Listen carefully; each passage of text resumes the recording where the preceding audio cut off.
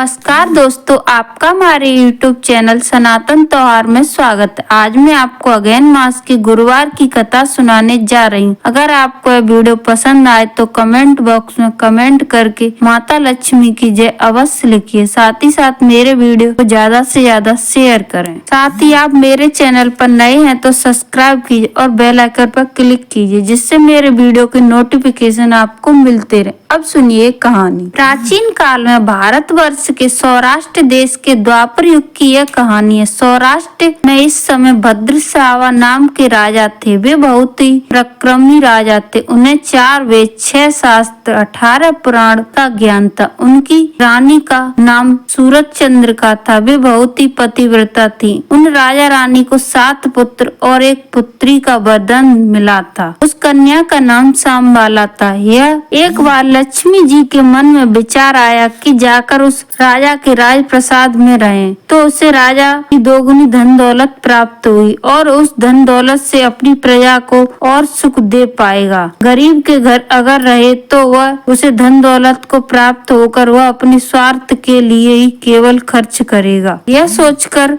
माँ लक्ष्मी ने बूढ़ी ब्राह्मण स्त्री का रूप धारण किया और हाथ में लाठी लिए लाठी के सहारे रानी के द्वार तक पहुंची। लेकिन उन्हें बूढ़ी औरत का रूप धारण किया था, पर उनके चेहरे पर देवी का तेज था। उन्हें देखते ही एक रानी दरवाजे पर आई। उसने उनका नाम धाम काम पूछ डाला। वृद्ध ब्राह्मणी का रूप धारण किए माता लक्ष्मी ने कहा, ये बालके, मेरा नाम कमला है। मेरे पति का नाम भुवनेश है। हम द्वारका में रहते हैं। तुम्हारी रानी पिछले जन्म में एक वेश्या थी और वह बहुत गरीब भी थी। दरिद्रता के कारण हर रोज घर में झगड़े होते थे और उसका पति उसे रोज मारता पीटता था। इन बातों से तंग आकर वह घर को छोड़कर चली गई और जंगल में खाली पेट भटकने लगी। उसकी उस दुर्दशा पर मुझे दया आई। तब मैंने उसे सुख संपत्ति देने वाली श्री महालक्ष्मी की कथा सुनाई। मेरे कहने पर उसने श्री महालक्ष्मी का व्रत किया और श्री महालक्ष्मी प्रसन्न, उसकी गरीबी दूर हो गई। उसका घर संसार, दौलत, संतान, संपत्ति से भर गया और बाद में पति पत्नी दोनों परलोक सुधारे। लक्ष्मी जी के व्रत करने के कारण वे लक्ष्मी लोक में रहीं। उन्होंने जितनी साल महालक्ष्मी का व्रत किया वे उतने हजारों साल उन्हें सुख मिला। इस जन्म में उसका जन्म राजघराने में हुआ है, परंतु वह इस जन्म में महालक्ष्मी का व्रत करना भूल गई है। उसे याद दिलाने में यहाँ आई हूँ। बूढ़ी माँ की बात सुनकर दासी ने उन्हें प्रणाम किया और श्री महालक्ष्मी का व्रत किस प्रकार किया जाए इस बारे में पूछा। बुढ़िया का रूप धारण किए श्री माता लक्ष्मी ने दासी को पूजा की विधि तथा महिमा बताई। उसके बाद वह दासी माता को प्रणाम कर रानी को बताने अंदर घर में गई। राजमहल में रहते हुए रानी को अपने ऐश्वर्य का बहुत घमंड हुआ था। संपत्ति तथा अधिकार की वजह से वह घमंडी हो गई। दासी द्वारा बताई गई बुढ़िया की बात सुनकर वह आग बबूला होकर राजद्वार पर आकर बूढ़ी माँ के रूपी श्री महालक्ष्मी पर बरस पड़ी। उसे यह मालूम नहीं था कि श्री महालक्ष्मी माता के रूप धारण किए दरवाजे पर आई हैं, परंतु रानी को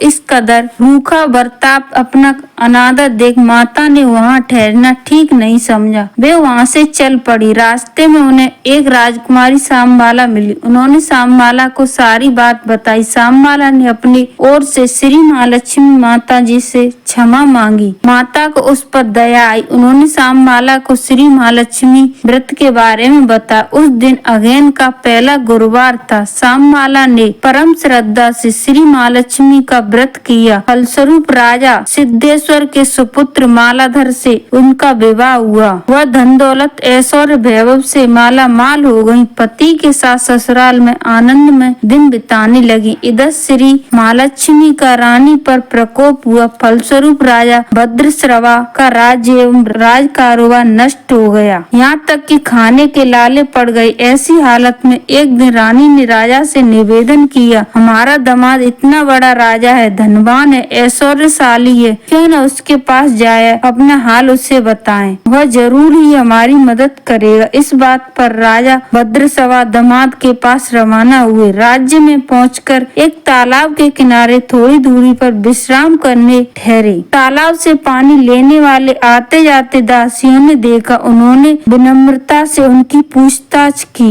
जब यह मालूम हुआ कि वे सांबाला रानी के पिता हैं, तो दौड़ते हुए जाकर उन्होंने रानी को सारी बात बताई। रानी को दासी के हाथ राज प्रदान भेजकर बड़े ठाट बाट से उनका स्वागत तथा आदर सत्कार किया, खान पान करवाया। राजा जब वे लौटने लगे तो उन्हें सोने के मोहरों से भरा घड़ा दिया। राजा भद्रश्रवा जब वापस लौटे तो उन्हें देखकर रानी सूरज चंद्र का खुश हुई। उन्होंने सोने की मोहरों से भरे घड़े का मुख खोल दिया, पर हाय भगवान, घड़े में धन के बदले कोयले मिले। ये सब श्री महालक्ष्मी के प्रकोप से हुआ। इस प्रकार दुर्दशा में और कई दिन बीत गए। इस बार रानी स्वयं अपनी कन्या के पास गई। उस दिन अगहन माह का अंतिम गुरुवार था। सांबाला ने श्री महालक्ष्मी का व्रत किया, पूजा की, अपनी माता से भी व्रत करवाया। उसके बाद रानी अपने घर वापस आई। श्री महालक्ष्मी का व्रत रखने पर फिर से उसे अपना राज्यपाट, धन दौलत, ऐश्वर्य प्राप्त हुआ। वह फिर से सुख शांति में, आनंद में जीवन व्यतीत करने लगी। कुछ दिन बाद राजकन्या सांबाला अपने पिता के घर आई तो उसे अपने घर पर देखकर सूरज चंद्रिका को पुरानी बात याद आई। सांबाला ने अपने पिता घड़ा भरा कोयला दिया था और उसे तो कुछ भी नहीं दिया था। इसी कारण सांबाला को अपने पिता के घर आने पर उसका कोई आदर सम्मान नहीं हुआ, बल्कि अनादर हुआ। पर उसने इस बात का बुरा नहीं माना। अपने घर लौटते समय उसने अपने पिता के घर से थोड़ा नमक ले लिया। अपने घर लौटने पर उसके पति ने पूछा, अपने मायके से क्या लाई हो? इस पर उसने जवाब दिया, वहाँ से सार लाई हूँ। पति ने पूछा, इसका मतलब क्या हुआ? सांबाला ने कहा, थोड़ा धीरज रखें, सब मालूम हो जाएगा। उस दिन सांबाला ने सारा भोजन नमक डाले बिना बनाया और परोसा। पति ने खाना चाखा, सारा खाना नमक बिना था, इसलिए स्वाद नहीं आया। फिर सांबाला ने थाली में नमक डाला, इससे सारा भोजन स्वादिष्ट लगने लगा। तब सांबाला ने अपने पति से कहा यही है मेरे मायके से लाई हूँ सार। पति को